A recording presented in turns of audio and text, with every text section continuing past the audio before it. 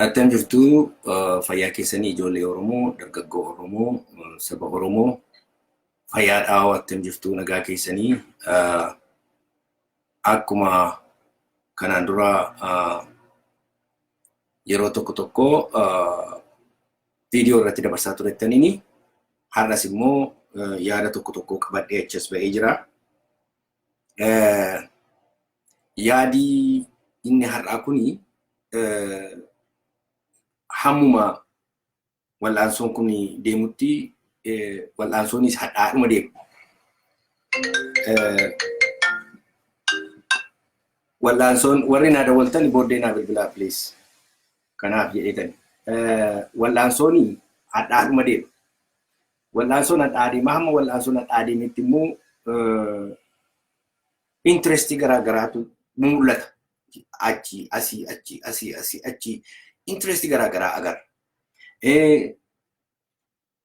Waa'ee Oromoo kana namni prescribe godhu kanatu wayyaa kan jedhu inni kaan achi harkisaa inni kaan as harkisaa kooziin Oromoo kun baay'ee laastikiin ta'ee gara fedhetti hiikama.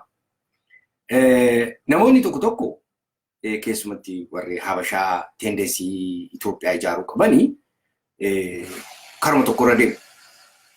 Mala garaa garaatti dhimma ba'anii warri Habashootaas karaa garaa garaa dhimma itti ba'anii karaa fedhe haa ta'u gara tokkotti luuca'u. Xiqqoo afaan faajjiin kan jiru amma akka natti mul'atu kanatti gama karaa warra naashinaalistii yookiin sabboontota warra jedhamu sabboontotas jedhanii warra of waaman keessattitu koherensiitiin argamu. Yaada ititaa tokkotu hin argamu. Hawwiidhaaf fe'iini viizhiniin hin jira. Oromiyaan bilisomee kophaatti kan ijaarrachuu barbaadu jira biyya. Oromiyaan biyya walabee ta'e tokko warra kan biraa naannaasaa wajjin mootummaa tokko ijaarratee kan barbaadu jira. Inni kaan immoo waanuma akka dimokiraasii jedhu. Dimokiraasiin kuni dhaqeetu bileerii godhe maayini dimokiraasiin isa qaba. Yooti gaafatte amma gadaadhaan bullaa gadaadhaan warri kan biraan hin beekan gadaa si wajjin hin bulan. Attam goota warra kan biraa immoo boordii on board gochuudhaaf fiduudhaaf yaada keetti dabaluudhaaf attam gochuu sirra jira. Yooti gadaa jetteetti dhattee resistii godhu. Attami inni modern way jara kana attamitti walitti fiduu dandeenya. Heedekii sana keessa galuun si barbaachisaa? Hoomworkii isaanii hojjechuu sirra jira. Maaliif ati Itoophiyaa ijaaruudhaaf volunteerii goota? Itoophiyaanoo sistemiin sun sasteenii gochuu dadhabee Itoophiyaan inni jedhamu kun walitti dhufuu dadhabee ofii raasii ofii isaatiin iyyuu impaayarri sun nun kutaa'aa jira. Inni har'as goosiseef ati maaliif? Kana deddeebisuu danda'uun nurra jira uummata Oromoo, ijoollee Oromoo. Baay'ee rakkisaadha. Poolitikaa namni tokko maqaa poolitikaa beekee hookee haasaa danda'e utaallee keessa buune utuun garatti deemuun beekini rakkina keessa lixnaan jedha. Mee har'aa isa fireeshii intarneetirra flootii godhuun hin jalqaba. Isa booddeen isa narraaf qophaa'etti lixa. Har'aa maaltu ta'ee Shiree Indaasillaasee boordarii gooti Tigraay gara west part of Tigraay kan jirtu magaalaa Shiree Indaasillaaseeti. Shireen kuni durumayyuu lafa waraana guddaa ture. Yeroo Sha'abiyaanii fi warri Sha'abiyaatii fi mootummaan Mangistuu Hayilamaariyaam wal lolanii Shiree irratti lola guddaa ture. Mangistuun Hayilamaariyaam Shiree irratti lolli inni guddaan ta'e duddi isaa kana ni jira. Lola guddaa inni disaayizii kan ture Shiree irratti.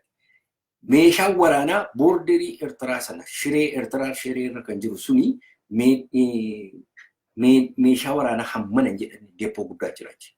Warra kan BM inni jedhamu inni launcheriin garaa garaa wanti hin jirre hin jiru meeshaan kun. Meeshaan kuni boorderii Eertiraa irra taa'aa ture. Boorderii Eertiraa irraa yeroo gara gidduutti fiduu barbaadanii dhimma mataa isaaniitiif ani hiikatti hin kenna. Lola lafanni jiru ittiin dhaqanii caamsuudhaaf rukutuudhaaf. Maaliif meeshaa xixinnoodhaan waan mo'uu hin dandeenyeef meeshaa gurguddaa gaditti fe'anii haadha isaa hunkut gochuudhaaf akka isaan barbaadan hin mul'isa. Haa ta'u malee uummanni Tigraay keessumatti ijoolleen dargaggoon qeerroon Shiree kaatee dura dhaabattee kan kuni fuutanii deebitanii. Mee isaan ofii isaaniitiifis haa jedhan. mi'icha fudhachuufis makiinota sanas meeshaa sanas fudhachuufis jedhan. Garuu riskii sabi keenya sodaa pireesharii saba keenyarra ga'uu danda'u. Meeshaan kun dhaqee saba keenya irratti dhimma ittiin ba'amuuf wanta ta'uuf gochaan isaanii baay'ee gaariidha. Dhaabuu isaanii nan deeggara. Maaliif tokko wanti beekuun nurra jiru ilmaan Oromoo. Meeshaa gurguddaan biyya abbaa fedhee dhaqaa. Kan Ameerikaa ta'u, kan Awurooppaa ta'u, kan Eeshiyaa ta'u boordirii irra taa'a meeshaa gurguddaan uummata gidduun dhufu. Gara walakkaatti saba gidduutti hin fiddu. Amma Ameerikaa ilaalaa baay'een isaa Arizoonaa deezertii keessa taa'a. Boordirii Paasifiikii keessa taa'a. Amma dhaqee Hoonoluluu fa'aa gara Hawaayi Aayilaandii keessa taa'a meeshaa gurguddaan. Inni kaan Jaapaan Diyaagoo Gaarshiyaa fa'aa keessa. Indiyaan Ooshinii keessa taa'a. Inni kaan Alaaskaa keessa taa'a. Waashingtan DC hin jiru, Niiwoorkiin hin jiru. Gara walakkaatti dhufu seeruma isaati, seeruma addunyaati.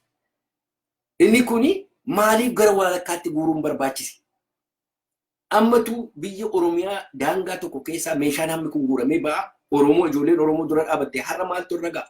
Kananni lubbuun Oromoo biyya sana keessatti lubbuu Raamooti. Har'a ijoollee Tigree wanta kongoon. Ijoolleen dhagaa guurtee karaa cufteetu baatanii deebi'aa dhaabaa jedhe.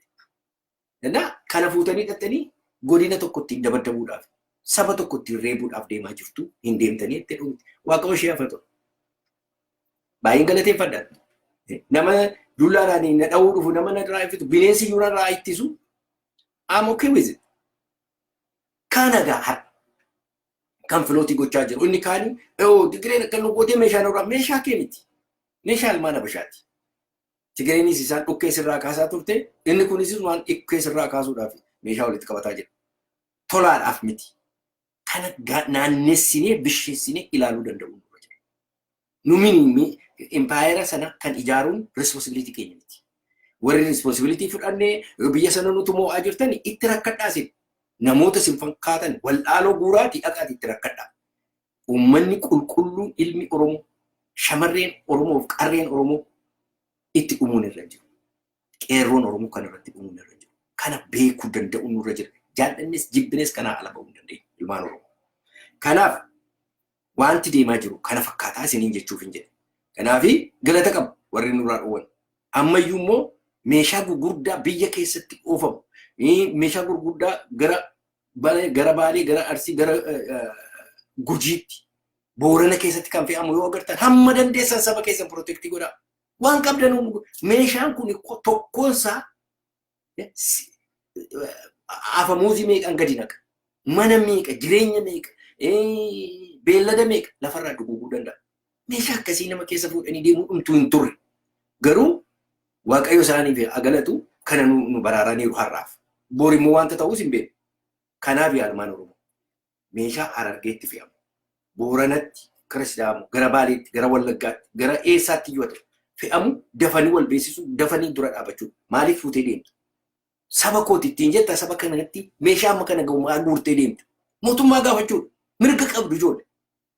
Sabi keessantu dhiiga saba keessanii dhangala'aa jira. Kana hamma dandeessan difeendii godhaa. Kanarra noonu biran darba. Har'agaa eegan kanaan jedhee achitti warri Habashaa kuni waan nama dinqu waan Oromoodhaaf yaadanii haasa'anii fakkaata yeroo haasa'an. Keessumatti warri bitamtuu Habashaatii fi Habashoota warri ta'an. Habashoota oriijinaalii warri ta'anii fi warri daldaltuun Habashaa yaadi isaanii dafee iddoo tokkotti dhufu. Waanuma isin dinquudha. Akka jarri kuni walii wajjin haasa'anii isaanii hin beeku. I don't have no information walii wajjin haasa'an.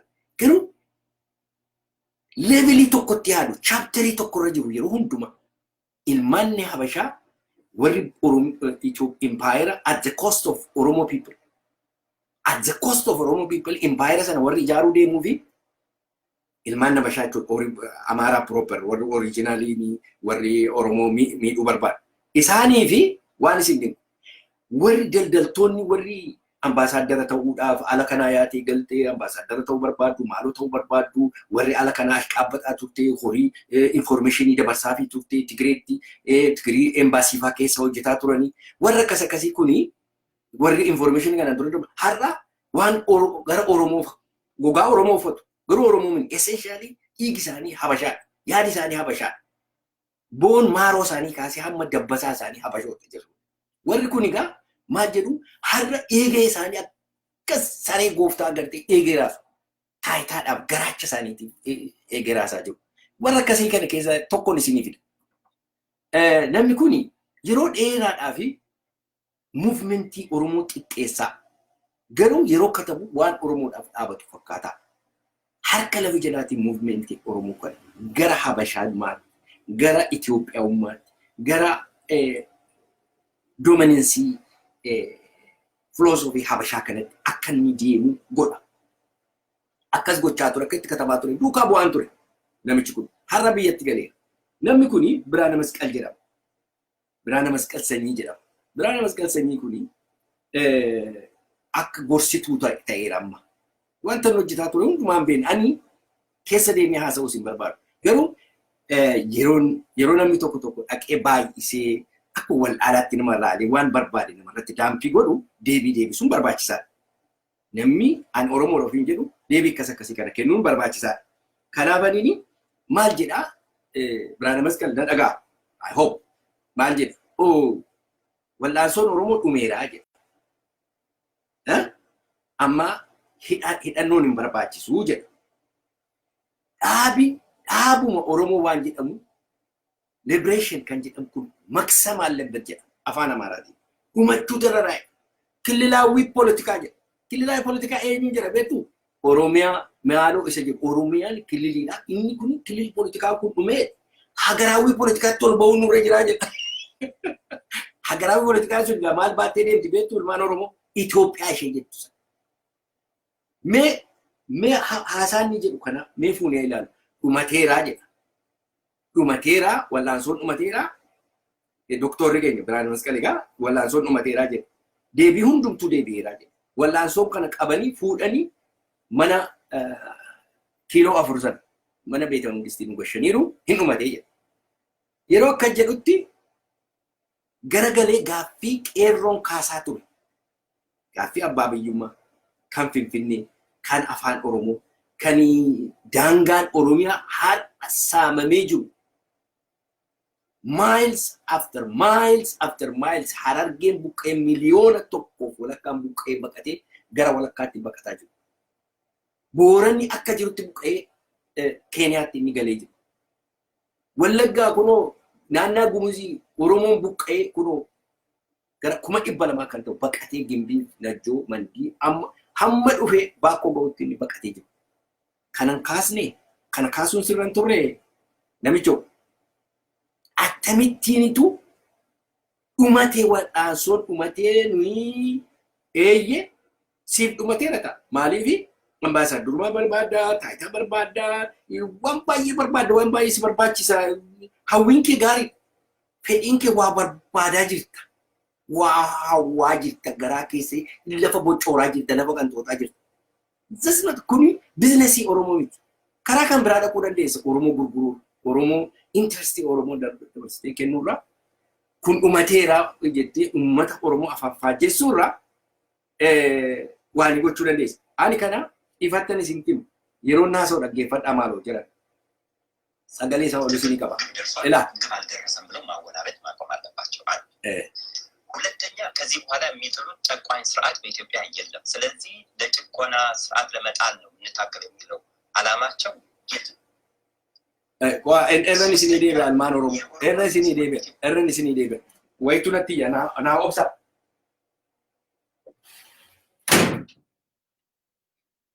Naa obsa ilmaan Oromoo sagaleetu xiqqoo gurbaani maali prescribe gootaa maal gochuu dandeessaa jedha. Inni kan inni haasa'u dhaggeeffadhaa. Xiqqoo isheen gara booddeetti deebi'a. ይሄንን ጠመንጃ በመያዝ አይደለም፣ እውቀት በመያዝ ጥበብ በመያዝ ማስተዋል በመያዝ ነው የምንገነባው። ስለዚህ ኦነግን ጨምሮ ከሌሎች የፖለቲካ ፓርቲዎች ከህዝብ ውስጥ ይህንን ለውጥ ከአደጋ ለመጠበቅ የሚጠበቅ አይደለም። አንደኛ የኦሮሞ ህዝብ ትግል ግብ ደርሷል፣ ግብ አልደረሰም ብለው ማወናበድ ማቆም አለባቸው። አንድ ሁለተኛ ከዚህ በኋላ የሚጥሉት ጨቋኝ ስርዓት በኢትዮጵያ የለም። ስለዚህ ለጭቆና ስርዓት ለመጣል ነው የምንታገለው የሚለው አላማቸው የለም። ሶስተኛ የኦሮሞንም ህዝብ ሆነ የኢትዮጵያን ህዝብ ለማሻገር የትጥቅ ትግል ዘመን ፕሮግራማቸው አይረዳም። ስለዚህ እነኚህ ድርጅቶች ወይም መክሰም አለባቸው፣ ሙሉ ለሙሉ መፍረስ አለባቸው፣ ወይም ደግሞ አዲስ ፕሮግራም ለራሳቸው አውጥተው ከሌሎች ፓርቲዎች ጋር ራሳቸውን አዋህደው የፖለቲካ ስርዓት ውስጥ መግባት አለባቸው። የኦሮሞ ፖለቲካ ፓርቲዎች ላይ ግልጽ መሆን ያለበት ነገር አለ። እስካሁን ያሉት የኦሮሞ የፖለቲካ ድርጅቶች በሙሉ አስተሳሰባቸውና እይታቸው ክልላዊ ነው። ስለ ኦሮሞ ብቻ ነው የሚያወሩ። ስለ ኢትዮጵያ አጀንዳ ያለው ከነ ጠቅላይ ሚኒስትር አብይ አመራር ውጪ ያለው አጀንዳና ፕላንም የላቸው። በኦሮሞ ህዝብ ጥያቄ በኦሮሞ መካከል የፖለቲካ አስተሳሰብ ጥያቄ ካለ ኦሮሚያ ውስጥ በኮምፒተንስ ሰዎች በችሎታቸው በእውቀታቸው አገሩን ህዝቡን የሚያስተዳድሩበት መዋቅር ተዘርግቶ በኢትዮጵያ ፖለቲካ ላይ አገራዊ ከናጋ ኢንተሌክቹዋሊን ኬኛ ከኒና ሳጅሩ ኢልማን ኦሮሞ ዋንቲኒ ጀቻ ጅሩ ኢራ ቁንጭብኔ ቴኜ ኢራ ቁንጭብኔ ይውላል ከኒኒ ጀቻ ጅሩ ዋይ ኢንትረስቲ ኦሮሞ ከን ኤክሲሱ በዴ ከን ኢትዮጵያ ትገደረሙ ይረጅራት ኢኔ ናትሼ ዋንቶ ኮ ይረቲ እንደደበሊና ቁልቁሉሼ ኢትዮጵያ ሰጀደሙት ደርቡት ይረጅራ ዋይ ኦሮሞ ዳባቹ ቀባል ዋይ ኦሮሞ ጀዱ ወላንሶ ኩን ኡመቴራ ዋይ ኦሮሞ ኩን በዱ መቀባ አጀ ቶኮፋ ለኦሮሞ ጀ ኦርጋናይዜሽን አባቴ ኢትዮጵያ ዳፊን ዳበን ነምጭ ኩ ዋንቱ መናሰው ይውና ገላንጆ ኢትዮጵያ ዳፊን ዳበን ዶክተር ከኒን ዳበቴ ኢንትረስቲ ኦሮሞቲ ዳበቴ ኦሮሞ ሊበሬሽን ፍሮንቲኒ ከነሚ ኩን ኢረቲ ዱሜ ከኒቲ ሂዳምኔ ከኒቲ ሬበምኔ ከኒቲ ዱኔ ኦሮሞ ዳፍ መለ አማራ ፊ ኦኬ ኢትዮጵያ ዳፍ ኦኬ ወረ ከምብራ ወር ትግሬ ዳፍ ሚቲ ከናፊ ሐረካኔ ኢሳኒ ዳበን ኦቶ inni nuyi dhaabannee inni nuyi dhumneef inni nuyi namni meeqa du'e lafarraa dugugamee dhume meettan sii dabala listii keetti inni irraanfatte baay'ee guddinaa tumsaafaa baaroo tumsaafaa abboomaa mittilkuu gadaa gammadaa guutamaa hawaas nadhii gammadaa namoota baay'ee lammeessaa booruu lammaa warqee abbayyeefaa warra akkas akkasii kana irraanfatte hiriyoo tokko warra waggaa meeqa wajjin dabala naa gala abbabbaa waaqoo waamuu kee nan galateeffadha Adam Saddoo waamuu kee nan galateeffadha garuu listii keettan sii dabala namoonni kun hundumtuu kan isaan irratti du'anii kan isaan irratti dhumanii waa'ee Oromooti. Oromootu miidhame lafa isaati irraa fudhatame colonized ta'e biyya keessa ari'ame marginalized ta'e har'ayyuu deebi'eera hin deebine kanaaf wallaansoon barbaachise ilmoo agarte uummata confusing godhina ila dantaa kee ati doktora hojii keetiin nyaachuu dandeessa maaliif hamma kana gaddeebite uummata kana joonjessuudhaaf uummata mataa naannessuu si barbaachise I don't know jibba hamma kana ga'u adda bilisummaa Oromoo irraa qabaachuun kee maayin ammatu dhaggeeffatanii wixxanii waan jedhu iddoo meeqatti shanamtee dhumti akka tuffiitti akka jarri achi keessa jiran akka nama waa tokko hin taanetti bilaasha wayitti haasa'a namichi kunoo har'a warra akkasiitu gadi yaa'e yeroo hunduma jabana dargiis yeroo mootummaan geeddaramu warra akkasii eegee raasutu gadi ba'ee uummata Oromoo joonjessaa ture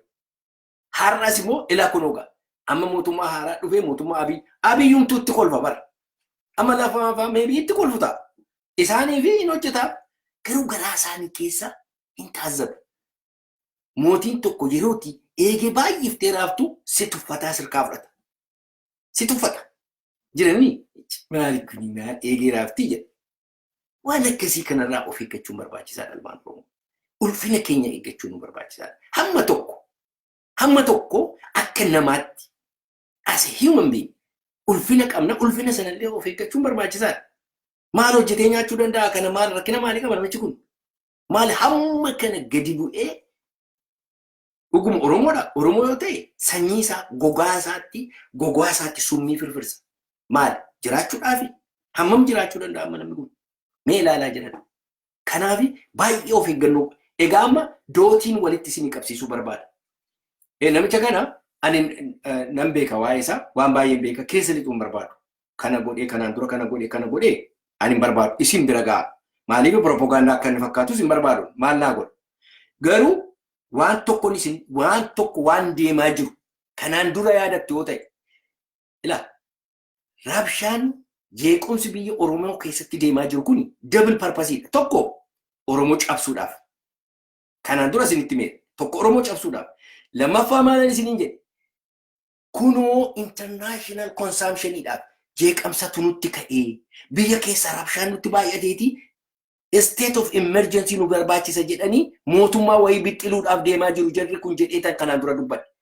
Tokkoon isaa nama har'a maal jedha Daawwitii Walda Gorgis. Wanta inni jedhu gurra keessanii dhaggeeffadhaa yaalmaan Oromoo. Isuma duwwaan isinitti himuu barbaada. Tokkoffaa waa'ee abaa'oo ridikulii godha. Mootummaan lama biyya tokko keessa hin jiraachuun irra hin jiru. Maarreedha, maaloodha. Daawudii wanta inni yeroo inni dubbatu ilmaan nabashaa achi keessattuu harka walitti dhooftiif hin gammadha. Harka walitti dhooftiif ilmaan nabashaa. Enemiidha. Enemiin waan barbaadu nan dinqu garuu hammam Oromoo akkasaan ridikulii gochuu barbaadanii ilaaluu qabdu ilmaan nabashaa. Warri ilmaan nabashaa kun. Kanaaf tokkoffaa wanta Oromoodhumaaf wanta hin galle tokko jira. Daawudii ijoolleen fudhatee gale ijoollee Asmaraa turan Eertiraa keessa kan turan gara 500 kan ta'anii hidhannoo isaanii hiikkachiise fuudhee galeetti kenneera. Ijoolleen har'a Wallagga keessatti hidhataa jiran. Keessumatti Wallagga keessatti. Gujii keessatti. Naannaa garaagaraatti warri hidhataa jiran warruma achi tureedha. Waggaa 10-20-15 ol warra achi keessa tureedha ijoolleen kun. Ijoolleen kun hiriyoota Naggasaa Wagiiti. Hiriyoota Naggasaa Wagiiti. Warra biyya keessumatti naannaan ofii kooti miilla kooti keessa deemaa ture. Qirixxeen fudhadhaa. Ga'oo qeebbee fudhadhaa. Jimma nunnuu, jimma qullubbii, jimma tibbee, ash, garjeeda, kuura, qashmaandoo, gooda gaara arbaa. Hamma yaa abbaa simbiritti, hamma daabbuusitti, hamma beegii, hamma seeseetti, ol deebi'ee gimbii kana ga'ee, gaara abbaa seenaa ga'ee, hamma kama ganjii keessa, kolbaa keessa, dabbasoo keessa ce'ee, hamma dhaqee iluu abbaa booraatti, daaboo hanna daaboo gaachootti deemutti. Walaliin fudhatee hundumtuu hamma gama qabu, hamma gambeela ga'utti ijoolleen kun keessa deemaa turan. Waggaa dheeraadhaaf. Ijoolleen kun hidhataa turan. Hidhataa turanii. Keessa deemaa turanii, nama jaaraa turanii, qeerroo jaaraa turan. Amma namoonni tokko maaliif yeroo sana gadi ba'anii qawween tokkomne?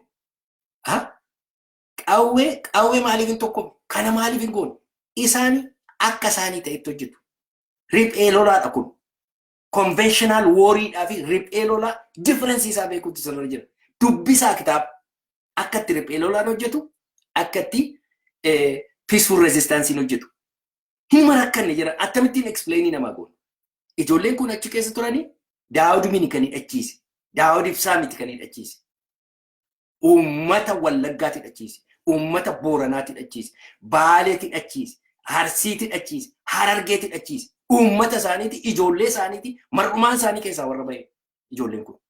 Mee ilaalaa gadi ba'anii haasaa ilmaan Habashaatiif warra daldaltuu Habashaa fudhataniitu ijoollee maamula lubbuu isaanii dabarsanii kennan kanarratti duulu. Attam isinitti dhaga'ama. Bor ijoolleen kun mootee yoo dhufte maal jechuudhaaf taa'aa jirtu gaa. Ilaa waan tokkoon gaarantii isin godha. Ilaa seenaa addunyaa lafa barbaadan dhaqaa dubbisaa. Riphee lolaan uummata isaatiin fudhatamee jennaan riphee lolaan keessan isinii deebi'a. Uummati isaa hin deeggara taana riphee lolaan kufe hin jiru amma ammaatti. Riphee lolaan kufe kan uummati isaa hin deeggarre saamichaaf kan deemu maafiyaa kan hojii hin qabne kan nama bal'eessuuf deemu warra akkasiitu kufe.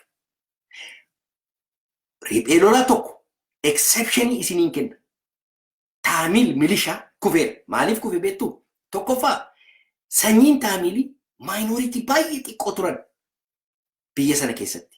Lammataa mootummaa gugurdaa wajjinitu walii galanii karaa galaanaatti cufanii madfiidhaa fi aeropilaanii achi duulaniitu caccabsan. Yartuudha nambariin isaanii. Oromoon galaana. Namarra dhangala'a. Hin danda'amu akka ittiin balleessuun. Kana liqimsanii gatta'anii ijoollee kana wajjin haasa'uu qabu. Daawud Fayyii wajjin haasa'uu qabu.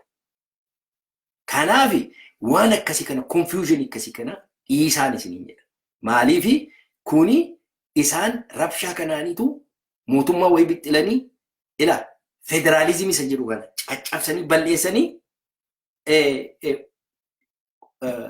unitary government uumuu barbaadu. Unitary government kuni Itoophiyaa polity jalatti gaaddisa Itoophiyaa jalatti mootummaa ijaaranii mootummaa sana fuudhanii seera Itoophiyaatiin ijaaraniitu uummata alaa kadhatanii akka nu caccabsan akka kanaan dura nu reebanii nu gabbarsiisuudha barbaadaa jiru. Kanaaf adeemaa jiru ilmaan nabashaa kanaaf deemti. Kana beekaa ilmaan Oromoo. Federaalizimii bane optionii maaliif fidu? Federalizimiidhaaf. Mee waan Daawit jedhu Daawit Walda Gorgis jedhu naa dhaggeeffadhaa. Isiniin fida. ቃረዛል በጣም ትልቅ የማይሆን ነገር ነው።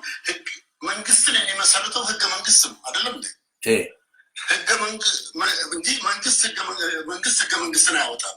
ስለዚህ መሆን ያለበት እሳቸው እንደዛው ቦታ ሆነው ህገ መንግስቱን በህገ መንግስቱ ሊያጸድቅ የሚችል ሊያረቅ የሚችል አንድ የሽግግር ጉባኤ ማቋቋም አስፈላጊ ነው እላለሁ። የሽግግሩ ጉባኤ የሚደረገው እሳቸው የሚመርጡት ሳይሆን ህዝብ የመረጣቸው ሰዎች ተሰብስበው ሳምንት የሚሆን 15 ቀን የሚሆን 3 ወር የሚሆን 6 ወር የሚሆን ቁጭ ብለው ተነጋግረው ተጨቃጭቀው በሊጋል ኤክስፐርቶች እየረዷቸው ተነጋግረው ለኢትዮጵያ የሚበጅ ረቂቅ ይሄን ይመስላል ብለው ጽንሰ ሐሳብ ያወጡና በጽንሰ ሐሳብ ለአርቃቂዎች ይሰጥና አርቃቂዎቹ ያረቀቁትን ለህዝብ ለሬፈረንደም ያቀርቡታል። ሲናገሩት ቀላል ነው፣ ነገር ግን እንደዛ ይሆናል። ይሄ ደግሞ ጉባኤ የሚያደርገው በዛው በጠን ጉባኤ የሚያደርገው የኤሌክሽን ኮሚሽኑን ያቋቁማል። ገረ ቦርዴትን ሲኒ ዴቢያ ጢቆን ገረ ቦርዴት ሲኒ ዴቢያ ገረ ቦርዴት ሲኒ ዴቢያ ሲነገርሲሳ ዋንተናሰው ዋንተ ነምቺ ኩኝ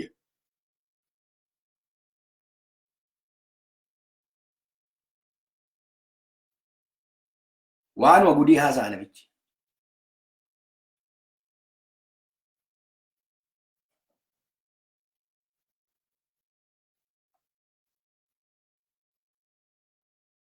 አንድ ሴሽን ላይ ሁለት ሴሽን ነበር፣ ኮንከረንት ሴሽን አልነበረም። እዛ ላይ አንድ አቀርባ ወረቀት ያቀረበችው ወረቀት ላይ እንታላ በሻቶ ኮቶ ዋዲ ሲል ይሉበት ይሁን ፕሬዚደንሻል ይሁን አንዳንድ አማራጮች አቅርባለች። እንደዛ ብናረገው ግን ያንንም ለማድረግ ህገ መንግስት መጀመሪያ መቀየር አለበት። ስለዚህ እኔ ዝም ብዬ የምወረውረው ሀሳብ ነው። ሌላ ሀሳብ ሊኖር ይችላል። እንዳትሟገቱኝ በዚህ እኔ ደጋዊት ያቀረብኩት ሀሳብ ነው። ስለነበት ስደት ስለገባው ጠቅላይ ሚኒስትር አብይ በጥናት የተመሰረተ ነው። መቼም ዝም ብሎ ጧት ተነስተው የሚያደርጉት ነገር ሳይሆን ጠቅላይ ሚኒስትር አብይ በአዋጅ ህገ መንግስቱ በአዋጅ ኢህአዴግን ይበትኑ፣ ፓርላማው ህገ መንግስቱን ያግዱ፣ እሳቸው በአዋጅ ስልጣን ይረከቡ እና ጠቅላይ ሚኒስትር ሆነው የጊዜያዊ መንግስት በአዋጅ የተቋቋመው ጊዜያዊ መንግስት ሆነ ጠቅላይ ሚኒስትር ሆነው ያሻገሩ።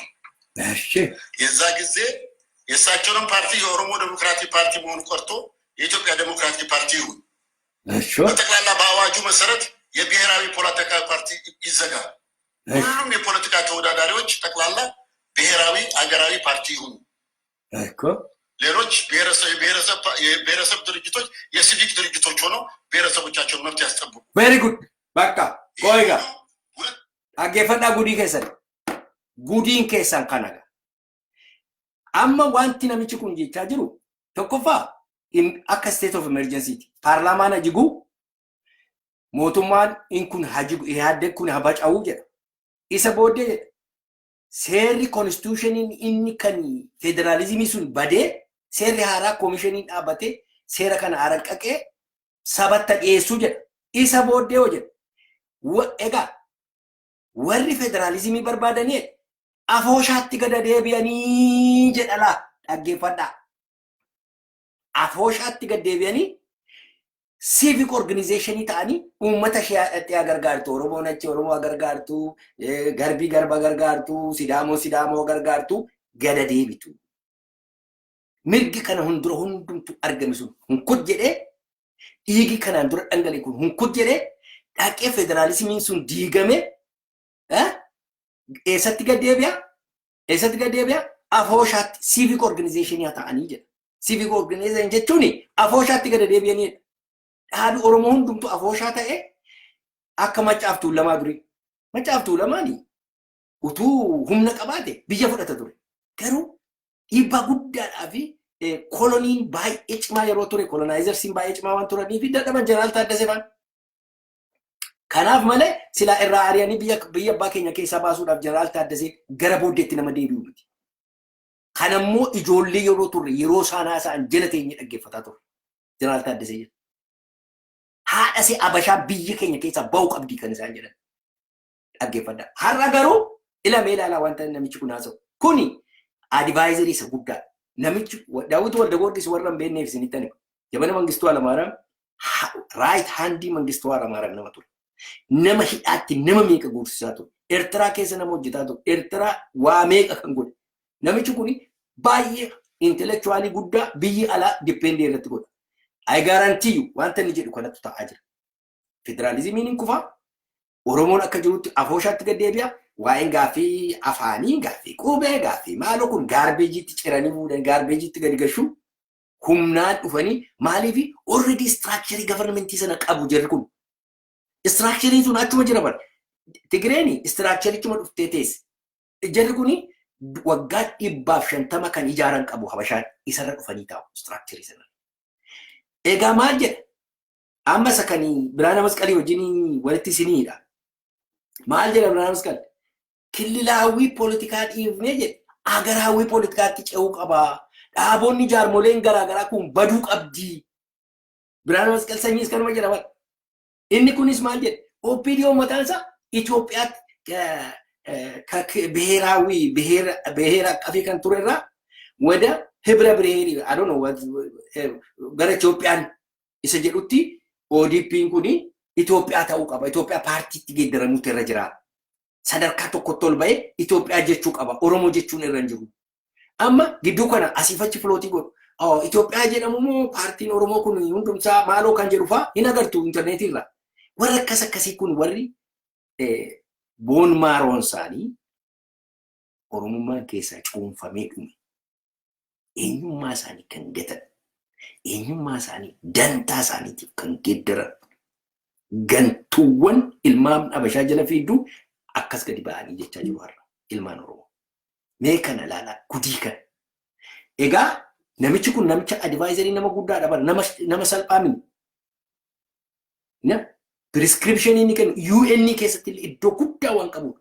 Har'a kana ini prescribe ለማድረግ አይደለም ሲንጀር ገሩ ኢላ ወራ አማርኛ ጆሌ ኦሮሞ ቀሮ አፋን አማራን ቤኔ ፕሊዝ ወሪ ቤተኒ ሂካፊ ሀሳነ ምቸከና ካምብራሞ ዋይ አባው አንተና ሰሙን ኢሲን አጌሲስ ዋንተኒ ጀታጅሩ ዋና መሳሪያሽ ሰርቻለሁ ዲሞክራሲ ቴክኒካል ኦፊሰሮኝ ሰርቻለሁ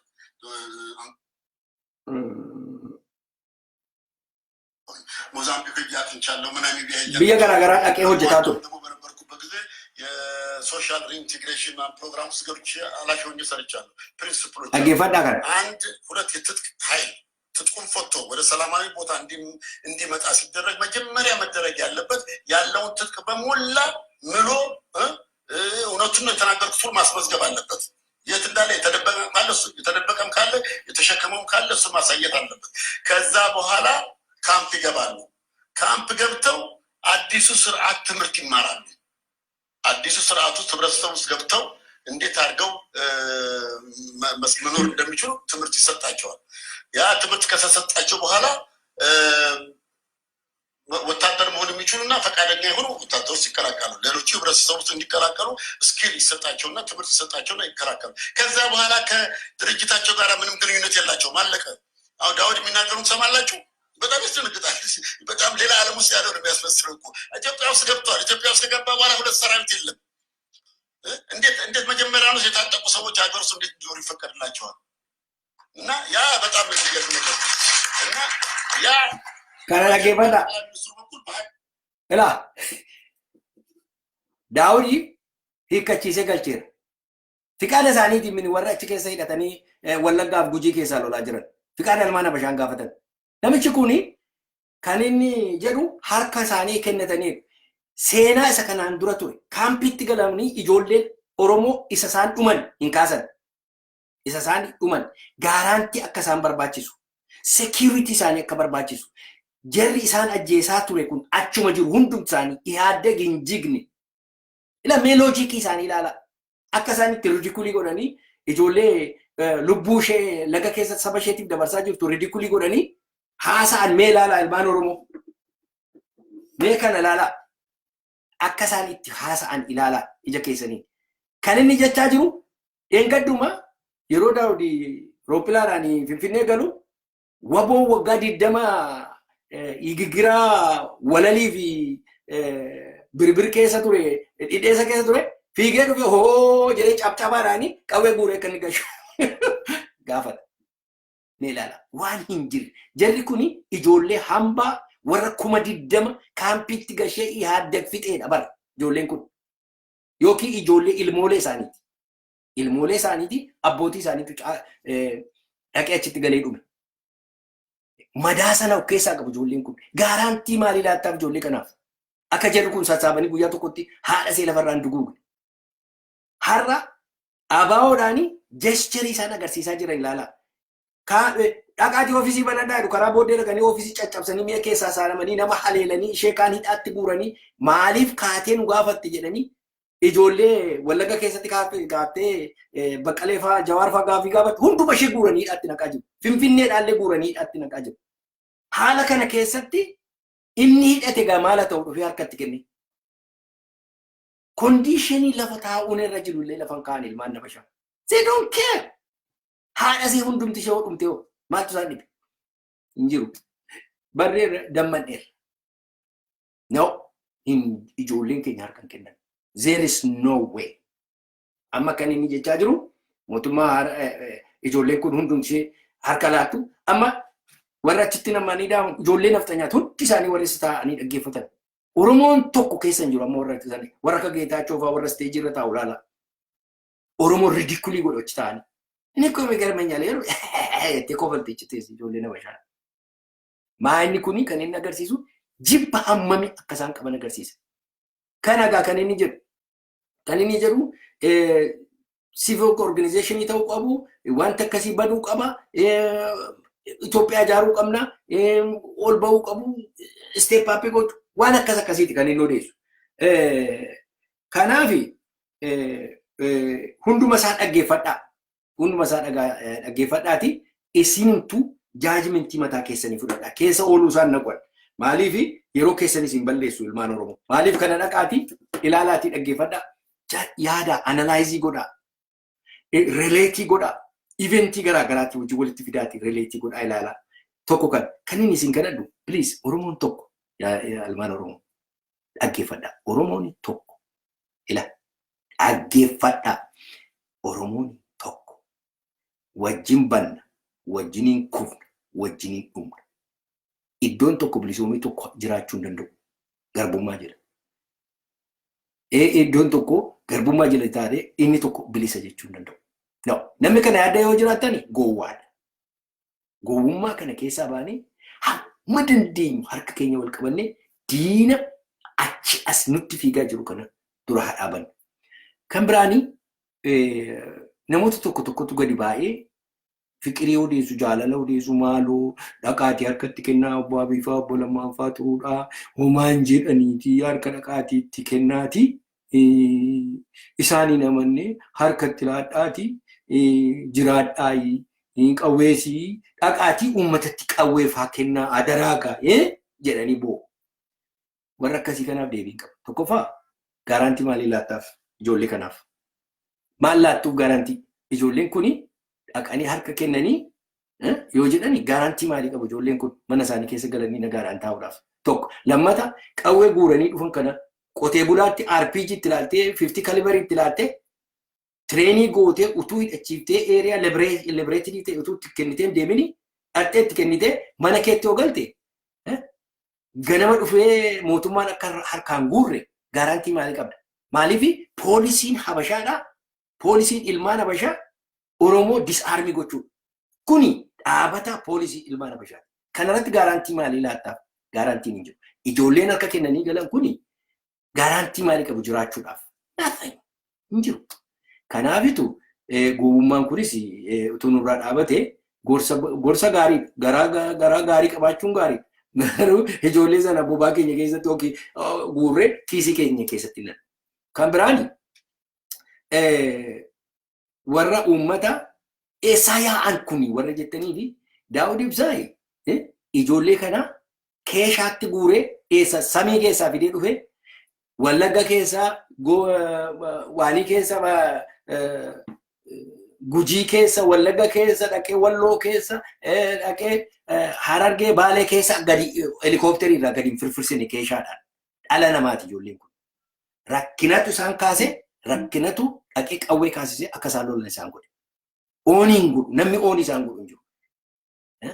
Uummata isaaniitu oonii isaan godhe. Tuffii akkasii kanas dhaabaa. Eessaa yaa'an maaloodha? Raammoo miti. Uummata isaanii gidduu jiru. Maal haasaan akkasii? Keeshaatti baatee dhufee firfirsee moo maali? Achuma keessa warra jiran ijoollee mani amma ijoolleen har'a awwaalamaa jiran kan Calliyatti awwaalan namachiiti. Kan Ambootti awwaalan namachiiti. Kan Mandiitti awwaalan kan Dambidolloo keessatti awwaalamaa jiru. Ijoolleen gootni awwaalamaa jiru. Ijoollee bakkee keessumatti ijoollee warra isaanii fa'aa beeknu. Kanaaf waan haasaa akkasii kana akkasiin dhaabdan hin barbaadu ilmaan Oromoo. Kanaaf let us come back to our mind. Wala dhaggeeffannu, wala tikfannu, yeroo gadhee kana keessa wal duukaa haa dabarru. Kanaaf jabaadhaa ilaa hin uumamuun Oromiyaan hin bilisooma.